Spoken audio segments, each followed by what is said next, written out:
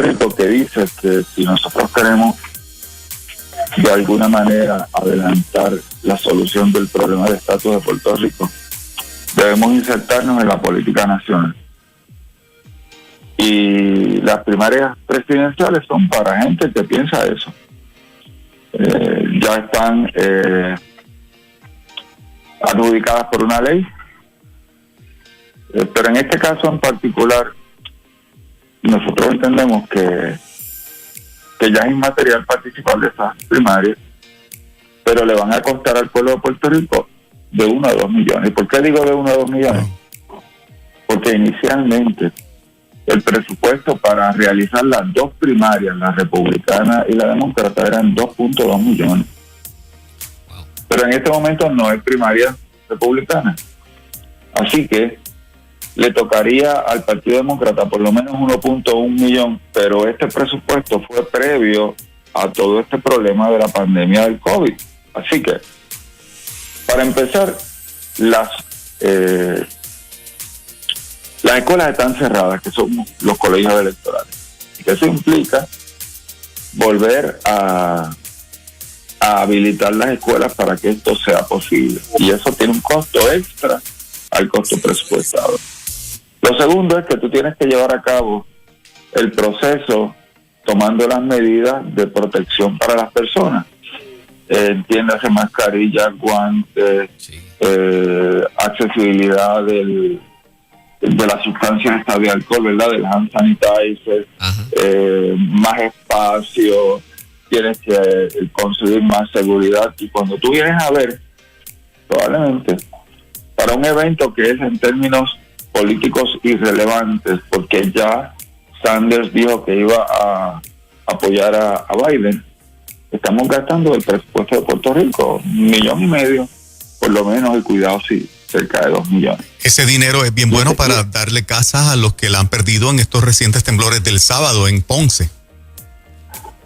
Bueno, hay que tener mucho cuidado con eso, porque acuérdate que por el presupuesto de Puerto Rico, cuando tú utilizas un dinero, estableces que un dinero se va a utilizar para una cosa, pues no es tan fácil como para cambiarlo. Pero sí te puedo decir, por ejemplo, en este momento hay probablemente miles de máquinas de escrutinio electrónico a las cuales no se le ha dado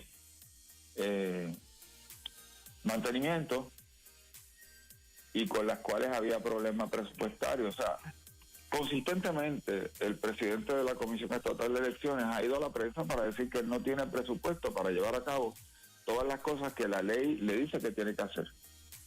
Pues con más razón no hacer una actividad que es irrelevante, que no cambia quién va a ser el candidato del Partido Demócrata. Es importante, la ley en Puerto Rico establece que una de las definiciones de lo que es un candidato es implica a toda persona que aspire a obtener la nominación como candidato a presidente de los Estados Unidos por el partido que se trate. Ya Bernie Sanders dijo que él no iba a ser candidato a la presidencia de los Estados Unidos. Así que en este momento eso es irrelevante y importante. La gente que quiere que esto se haga no lo está haciendo con su dinero, lo está haciendo con dinero del pueblo de Puerto Rico. ¿Quién puede tomar esa decisión, César, de cancelarlas? ¿La gobernadora, la legislatura? ¿A quién le corresponde? No, te voy a explicar. En este momento, por ejemplo, el estado de Nueva York, que es demócrata, canceló las primarias presidenciales. El estado de Nueva York y otros estados lo han hecho así. Sí. Obviamente las primarias presidenciales demócratas, porque no hay primarias presidenciales republicanas. La ley capacita al presidente de la Comisión Estatal de Elecciones para modificar la aplicación del evento de primarias presidenciales. Él puede atenerse al texto de la ley y decir, ya estas primarias no cumplen con el texto de la ley y por lo tanto no se van a llevar a cabo. Y eso lo puede hacer el el presidente de la comisión. También lo puede hacer la legislatura. La legislatura puede decir, en este año en particular, por medio de una resolución conjunta, en este año en particular, la ley de primarias presidenciales no se va a aplicar porque es irrelevante, no hace diferencia, pero sí implica un gasto para el pueblo de Puerto Rico. Sí. Y obviamente las personas que están apoyando, ¿verdad?, la candidatura de Bernie Sanders pudieran decir, para beneficio del pueblo de Puerto Rico, vamos a hacer esto con dinero privado o no lo hagamos. Es tan difícil entonces, o sea, ¿por qué ha caído en oídos sordos si es algo académico, que si ya el Partido Demócrata tiene su candidato y no hay otros disputando esa posición, la comisión no proceda de manera expedita a cancelarlo, protegiendo precisamente esos fondos? Quiero aclarar tu argumento. Ajá. No son oídos sordos, son oídos que oyen muy bien, pero que enfrentan otros intereses. Y a esos otros intereses, sencillamente no le interesa proteger al pueblo de Puerto Rico. O sea, ¿Hay gente que se beneficia económicamente con que la primaria se dé? Hay gente que va a coger dinero de aquí, o sea, la primaria se dé. O sea, gente de aquí de la isla que se beneficia. Bueno, gente del Partido Demócrata. Ajá. La gente que van a movilizar para llevar a cabo el evento. El aparato que ellos monten, o sea, esto es dinero que va a coger el presidente del Partido Demócrata en Puerto Rico para mover un evento, o sea, lo posiciona a él o a ellos. Claro, sí. Lo importante es que el propósito del evento, que es establecer un grupo de delegados para apoyar la nominación de alguien en la convención del Partido Demócrata, ese propósito ya no se puede cumplir, porque ya está establecido que Joe Biden va a ser el candidato a la presidencia de los Estados Unidos. Lo que se dice es que Sanders quiere llegar con mayor número de delegados a la convención para poder poner presión para que algunos de sus puntos, ¿verdad?, de las cosas que él propone, se establezcan como parte de la plataforma del Partido Demócrata. Pero ya eso es un issue político interno del Partido Demócrata. Nada, y esa es la preocupación nuestra, o sea, ¿por qué se va a seguir gastando dinero del pueblo de Puerto Rico para algo que es irrelevante para el pueblo de Puerto Rico? Le hicimos llegar una carta al presidente de la comisión. Aparte de eso, hemos preparado un borrador de una resolución para las cámaras legislativas para que ellos mismos lleguen a la conclusión de que esto es relevante y de que ese dinero no se debe gastar. ¿Y por qué? Porque sencillamente hay muchas más necesidades apremiantes en este momento. Interesantemente, oye, todavía hay gente que no ha resuelto las carencias que desarrollaron durante María. Precisamente por eso te decía que si hay voluntad, estamos hablando, usan el dinero. No me equivoqué, estamos hablando del 2017. Sí, César, precisamente por eso te decía que si hay interés legislativo en que esos fondos tengan un destino nuevo, basado en lo que tú acabas de decir, la legislatura tiene el poder para cancelar la primaria si el presidente de la Comisión Estatal de Elecciones no lo hace, y tiene el poder para legislar localmente y reasignar esos fondos. Claro, la legislatura puede hacerlo, definitivamente. Oye, ayer estuve escuchando la conversación que tuvieron sí, con René Pereira. Ajá. Y fue sumamente interesante.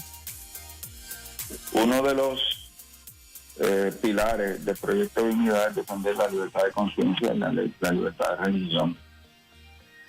la iglesia no tiene que pedirle permiso a la gobernadora para abrir, siempre y cuando abra tomando todas las previsiones necesarias para proteger su gente. Porque aquí lo importante es proteger la gente. Y te voy a dar un ejemplo. Si Puerto Rico, si el negociado nos dice, oye, este domingo a las 10 de la mañana va a estar entrando a Puerto Rico un evento atmosférico, una tormenta, pues lo apropiado, lo correcto, no porque estemos obedeciendo al gobierno, sino porque estamos protegiendo a nuestra gente, es que el domingo no se dé ningún culto. ¿Entiendes? Lo estoy poniendo en ese sentido, ¿viste? No es un asunto de que me estoy subordinando al gobierno, es un asunto de que estoy tomando como prioridad la protección de mi gente. Y en ese sentido, si una iglesia tiene la capacidad de tomar la previsión para evitar los contagios en medio de su evento de culto, pues ¿sabes qué? Tiene la libertad de hacerlo. O sea, donde quiera que esto sea cuestionado legalmente, en Estados Unidos ha ganado la iglesia. Y para la paz de los pastores que tienen miedo, le pregunto, doctor César Vázquez, desde usted como médico, ¿no? Si una iglesia decidiera este domingo, digamos, o la otra semana, abrir y hacer un culto, en efecto, teniendo estas precauciones, pudieran llevar a cabo, ¿verdad?, su servicio, y eso no convertiría a las iglesias inmediatamente en un foco peligroso de contagio en Puerto Rico. Bueno, la pregunta es, cuando la gente va al supermercado, van a la farmacia, ¿qué es eso? ¿Un foco de contagio? Sí, van con sus protecciones, ¿no? Si eso fuera un foco de contagio, bueno, se puede convertir en un foco de contagio cualquier actividad que nos lleve a cabo las precauciones.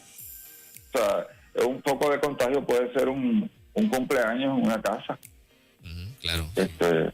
Un foco de contagio puede ser un barbecue. Un foco de contagio puede ser cuando la gente se aglomera para entrar. Es interesante porque yo he estado, me acuerdo que pasé por el lado de una farmacia y en la farmacia adentro tenían unas precauciones, pero en la fila de la gente afuera no.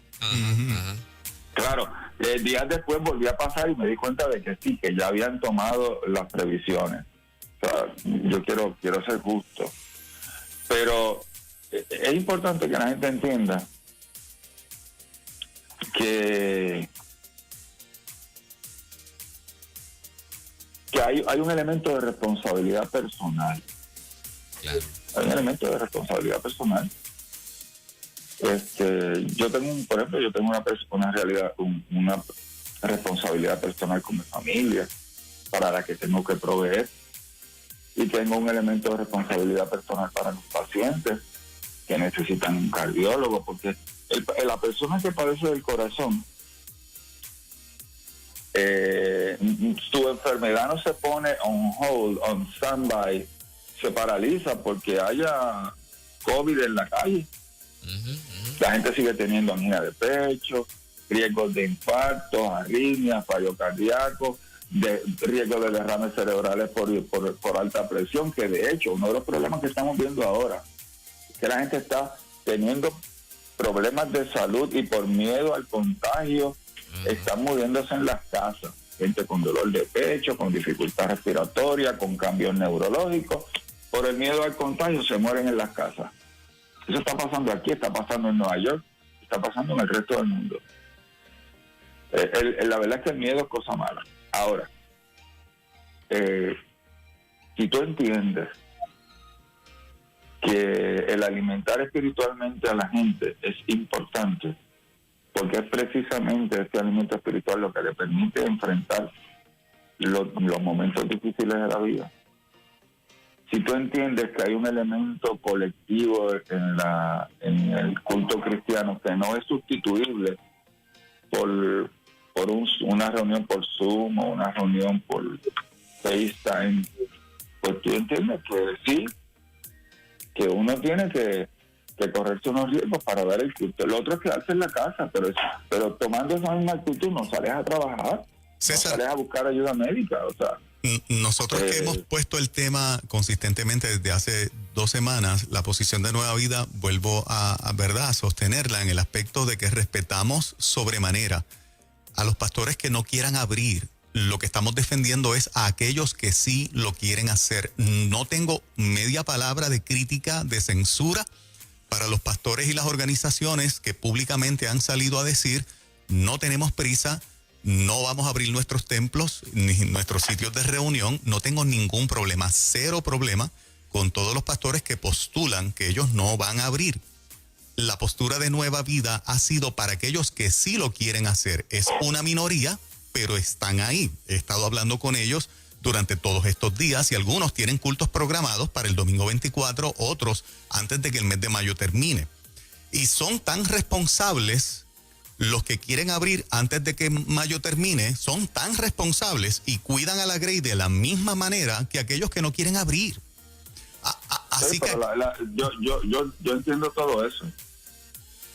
La pregunta es, ¿cuáles son las motivaciones? ¿Cuáles son las motivaciones? Si la gobernadora dice, vamos a abrir el 25, ¿las iglesias están abiertas el 25? Los pastores han tomado las previsiones para que se pueda abrir el 25.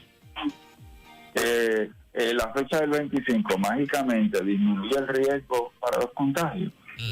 porque ella lo haya dicho. Porque ella lo haya dicho. O sea, ¿qué cambia? Exacto. ¿Qué cambia? La pregunta es ¿qué cambia? ¿Cuál es el elemento fundamental para tú decir que se puede llevar a cabo un culto de manera responsable en una iglesia? Pues no es lo que diga la gobernadora. Son las precauciones que tomen Exacto. los líderes de la iglesia. Ahora, el 25, a mediados de junio, porque hay gente que se va a paralizar. O sea, esto es como cuando yo le digo a un paciente mío, mira, hay que hacerte un cateterismo. Y me dice, doctor, eso tiene riesgo. La próxima pregunta que yo le hago, cuando tú te montas en el carro y vienes a la oficina, ¿eso tiene riesgo? Totalmente. O sea, yo me siento... ¿Se puede vivir la vida sin riesgos? Claro, no hay forma. Yo me siento un poquito resentido con parte de ese liderato, sin exactamente pasar juicio, aunque tal vez sin quererlo lo haga. Quiero decir, o sea, los médicos no han dejado de cumplir su misión, la policía tampoco, las enfermeras tampoco, y de repente los pastores dicen, me quité, no quiero... Han cerrado su oficina. Por eso, pero de forma abrumadora, una buena cantidad de pastores han dicho, no queremos abrir porque nos podemos contagiar. Bueno, sí, pero esos pastores van a comprar comida al supermercado y van a la farmacia. Y de momento tú dices, ¿y qué pasa en el supermercado? Que porque voy a comprar comida, allí no hay contagio. Claro, sí. O en la farmacia, porque voy a comprar medicamentos, allá no hay contagio. O es que el virus dice, espérate, es un supermercado, no voy a entrar aquí. Oye, es increíble lograr las precauciones y tener fe para ir a hacer compras y no para ir a congregarnos al templo. O sea, eso no tiene ningún sentido. Bueno, claro, obviamente. Ayer estaba hablando con alguien que tiene mucha experiencia como maestra de escuela bíblica y me dijo, mire, ¿qué hacemos con los niños que están acostumbrados al besuqueo, al apretón, al estar uno encima de los otros? Pues mira, hay que tomar previsiones. Claro. Hay que, a lo mejor, dar un culto para 1/3, 1/4 parte de la iglesia. Oye, y si eso implica dar 2 cultos el domingo y dar 2 cultos el sábado por la tarde para poder ver todo el mundo, para que todo el mundo tenga una experiencia de adoración colectiva, y dar un culto extra el domingo por la tarde con los niños en el lugar de reunión mayor para que ellos puedan tener el distanciamiento, pero puedan tener también su escuela bíblica. Pues si eso implica un esfuerzo mayor para nosotros y una mayor utilización de recursos en pro de proteger a la gente, pues esa es la actitud responsable. La pregunta es, los que no quieren hacerlo hoy, ¿lo van a hacer el 25? ¿Cuándo lo van a hacer? Porque la realidad es, señores, al día de hoy no hay tratamiento específico contra el COVID, no hay una vacuna. En particular, la pregunta es, ¿podemos parar la vida hasta que esas condiciones se cumplan? Y lo que hemos llevado mucho tiempo en este asunto, ¿verdad?, de la iglesia, sabemos que hay gente que deja de congregarse 2 semanas, 3 semanas, 4 semanas y desapareció.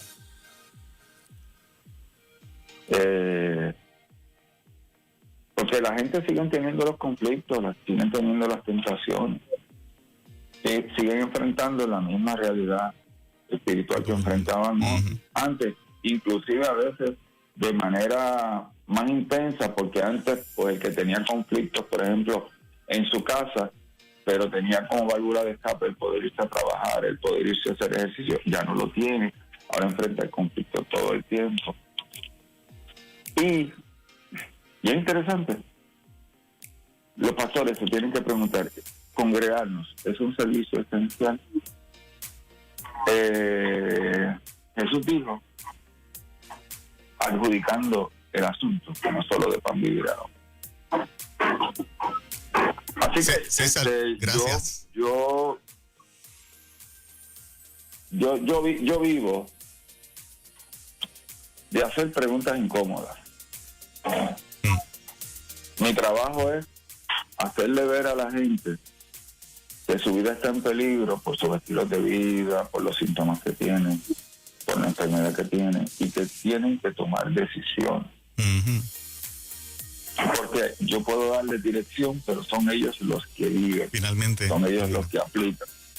Y a mí la preocupación es que yo no he escuchado una discusión seria, sensata, profunda, donde la gente me diga, pues sabes que hoy, este domingo, el que viene yo no voy a abrir, pero el de arriba habrán todas las condiciones perfectas para yo abrir. Exacto. Y ese es el asunto. El tiempo nos ha corrido. Pero importante, Ajá. el gobierno no nos tiene que dar permiso. Bottom line. Muy bien, muy bien. Gracias, César. Presidente de Proyecto Dignidad, doctor César Vázquez Muñiz, con nosotros en esta mañana. Gracias, doctor. 6:59 en la mañana. Tremendo, como siempre, hablar con el doctor César Vázquez. En breve hablamos con nuestro amigo Edwin Rivera Manso, su sección Lleva tu vida a otro nivel. Qué buen programa siempre. Buenos días, Puerto Rico. Vamos a Nueva Vida Noticias. Ahora, Nueva Vida Noticias.